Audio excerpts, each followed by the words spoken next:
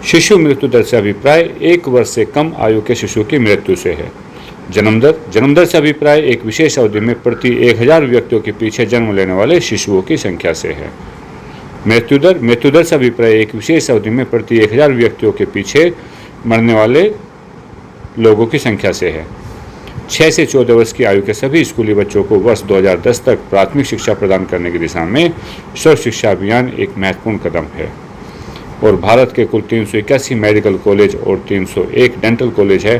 केवल 4 राज्य जैसे आंध्र प्रदेश, कर्नाटक, महाराष्ट्र और तमिलनाडु में कुल राज्यों से अधिक मेडिकल कॉलेज हैं। सबसे ज़्यादा मेडिकल कॉलेज आंध्र प्रदेश, कर्नाटक, महाराष्ट्र, तमिलनाडु में सबसे ज़्यादा मेडिकल कॉलेज है। बेरोजगारी के बारे में आप सभी जानते हैं, लेकिन बेरोजगारी 2 तरह की होती है, प्रच्छन्न बेरोजगारी और मौसमी बेरोजगारी।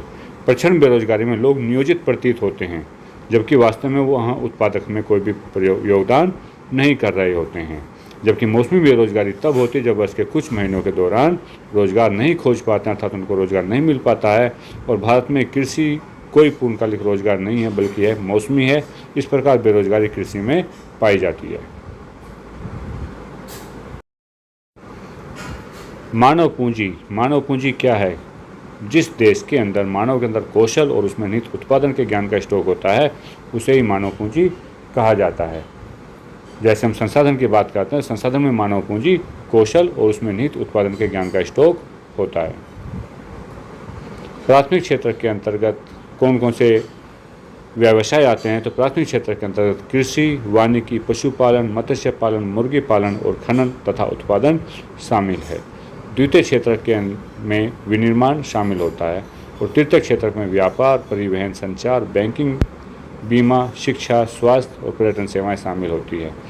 हम कह सकते हैं प्राथमिक क्षेत्र के अंदर व्यवसाय, जिस व्यवसाय में डायरेक्ट प्रकृति से उत्पादन किया जाता है, वह क्षेत्र प्राथमिक क्षेत्र में आते हैं।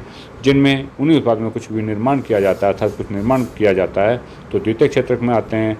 और जहाँ सेवाओं की और नौकरी की बात की जाती है, जैसे व्यापार हो, परिवहन हो, संचार हो, बैंकिंग हो, चाहे बीमा हो, शिक्षा हो या स्वास्थ्य या पर्यटन सेवाएं जो शामिल होती है, ये सब तृतीय क्षेत्र में आती है।